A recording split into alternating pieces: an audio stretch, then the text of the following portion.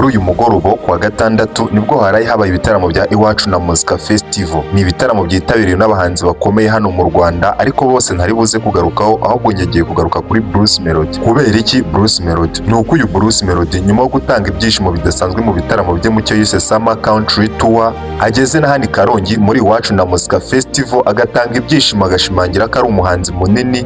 Byari bimaze igihe bishidikanywaho n'abatari bake ku mbuga nkoranyambaga. Ubu tuvugana harabura amezi 3 ngo amasezerano ya Bruce Melody ndetse na 155 AM arangire. None se ubu bidasubirwaho koko Bruce Melody agiye kuva muri 155 AM? Ahubwo se Coach Gaël kubera icyo agira ingeso yo kutumvikana n'abahanzi? None se ubu mu Rwanda haba hari undi muhanzi waza muri 155 AM akaziba icyuho cya Bruce Melody? Ahubwo se mujya mubona uburyo ubuhanga bwa Bruce Melody butangaje, umuntu wabashije kubana na Coach Gaël igihe kingana gutya, aho abahanzi nka Roskana, Kevin Kade, Element, Kenny Soul bose bavuye muri 155 AM rugikubita. Ibyo byose nibyo tugiye kurebera hamwe muri iki kiganiro. Niba ari ubwa mbere ugeze kuri YouTube channel, making sure ko wakoze subscribe. Ikindi kandi like, share ndetse na comment byose ni ingenzi cyane kugira ngo ukomeze gufasha iyi video kugera ku bantu benshi. Bruce Melody yari amaze igihe ari gutanga ibyishimo mu Banyarwanda ndetse n'Abanyarwandakazi baherereye mu mpande enye z'igihugu, aho yabanjije kujya i Musanze, akajya Nyagatare, akajya Nyamata ndetse agasoreza i Rubavu mu cyo yise Summer Country Tour. Byari ibyishimo bidasanzwe bivanze n'ihangana hagati ya Bruce Melody ndetse na The Ben. Tekereza ko ibi bitaramo bya Summer Country Tour bya Bruce Melody ndetse na The Ben ku bufatanye na Coach Gaël na 155 AM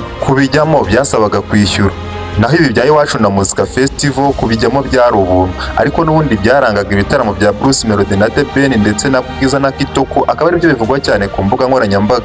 Nyuma y'uko ibi bitaramo bya Summer Country Tour birangiye, Bruce Melody nk'umuhanzi waherukaga gutwara Primus Guma Guma Superstar yagombaga kwitabira iki gitaramo cya Iwacu na Muzika Festival nk'umutumirwa wa Primus cyangwa se Bralirwa kugira ngo ajye gususurutsa abaturage b'i Karongi, kubera ko n'ubundi Bralirwa nawe ni umuterankunga w'Iwacu na Muzika Festival. Bruce Melody nk'umuhanzi munini yamanukanye cortege, amakwasiteri atwaye abafana, yewe navuga ko ibintu byari bishyushye hari i Karongi. Niko gukora performance nziza y'akataraboneka, akongera guca impaka akerekana ko ari we 001 muri iyi myidagaduro yo mu Rwanda. Ni igihombo gikomeye kuri Coach Gaël ndetse na label ya 155 AM bitewe n'uko Bruce Melody bamutanzeho amafaranga atagira ingano, bagira ngo bubake fondasiyo ye ndetse banafata umuziki w'u Rwanda bawugeze ku ruhando mpuzamahanga.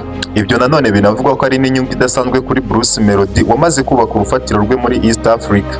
Bruce Melody ni umuhanzi guciringa deal na Diamond Platinum bitakiri ikintu kimeze nk'inzozi. Ikindi kandi nanone Bruce Melody ni umuhanzi kuvugana na Shaggy w'umunyamerika bitakiri ikintu wavuga ngo kiratangaje, ni ikintu gisanzwe. Aha navuga ko kimwe mu bintu Bruce Melody ashobora gushimira Coach Gaël ari ukuba yarabashije kumuhuza na Diamond Platinum bagakora indirimbo Pombo. Ni indirimbo igiye kugira hafi miliyoni 10 ku rubuga rwa YouTube mu gihe kitarengeje byibuze n'amezi 5.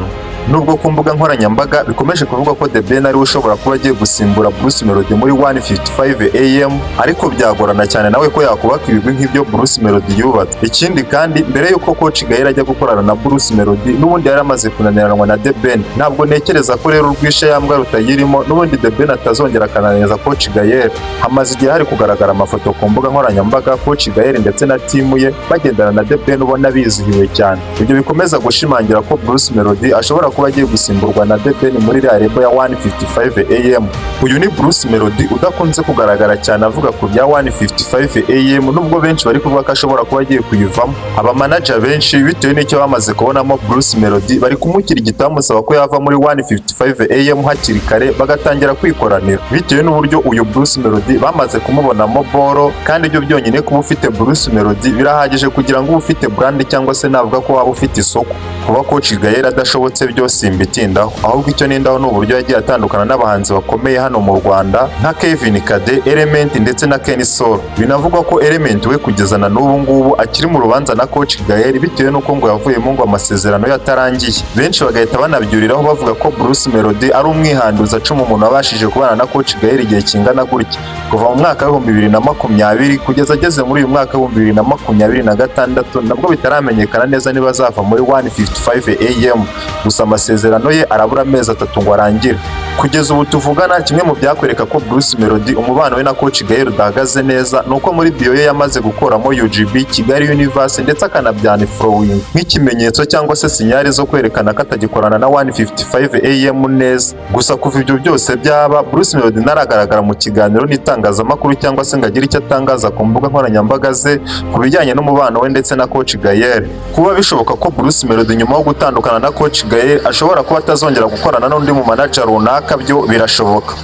Uti kubera iki? Nuko kugeza ubu tuvugana Bruce Melody yamaze kubaka ikimeze nk'ubwami.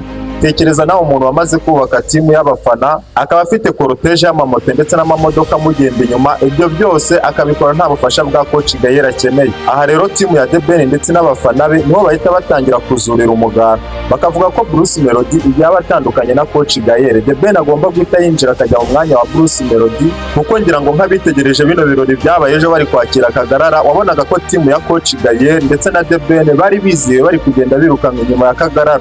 Gusa muri ibi birori ntabwo Bruce Melody yigeze agaragaramo cyangwa se ngo wenda ngagire ikintu atangaza, ariko ibyo biranumvikana kuko Kagarara mu gihe ari kuganira na Ashton Hall yamubwiye ko umuhanzi afana mu Rwanda ari The Ben. Byumvikane ko mu gihe Bruce Melody ari kuba agiyeyo kwari kuba ari ukwitesha agaciro ndetse no kwerekana kwihoma nk'uko The Ben yakwerekanye mu gihe ari gufata sheke akayisinyaho, nyamara nta hantu ahuriye nayo.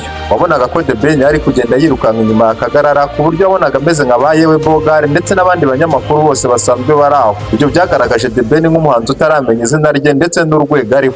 Bruce Melody we nk'umuhanzi uzi ko afite izina agomba gusigasira kandi azi icyo izina rye rivuze mu myidagaduro nyarwanda, yari yibereye ku mbuga ze za Instagram ari gutegura igitaramo cy'i Karongi, ngaho gupostinga abantu bari kuvibinga indirimbo ze ndetse no gupostinga ko Karongi aribo batahiwe mu gihe The Ben yari kwirukanka inyuma ya Kagarara hariya muri Kigali. Ibyo nanone bihita byongera kugaragaza itandukaniro rya Bruce Melody ndetse na The Ben, ukabona ko Bruce Melody nubwo afite igikundiro ariko afite na legacy, arubashye kandi ko atari umuntu ushobora kwiyandarika aho agiye hose, cyane ko abazi ko afite n'abanzi benshi.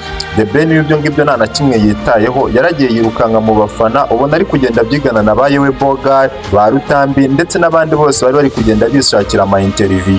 Ibyo byahise birushaho kwerekana The Ben nk'umuhanzi uri aho uciriritse kandi rwose ko nta n'ibirenze kuri we. Nubwo benshi mu bafana ba The Ben babibonye nk'uburyo bwo kwiyoroshya ndetse no kwicisha bugufi agashyigikira umuvandimwe, ariko abafana ba Bruce Melody bo ngo babonye ko ari uburyo bwo kutamenya agaciro ufite ndetse n'icyo uvuze mu muziki nyarwanda. Mwakoze cyane kubana natwe, niba wabashije kudukurikirana kugeza kuri uyu munota, making sure ko wakoze subscribe.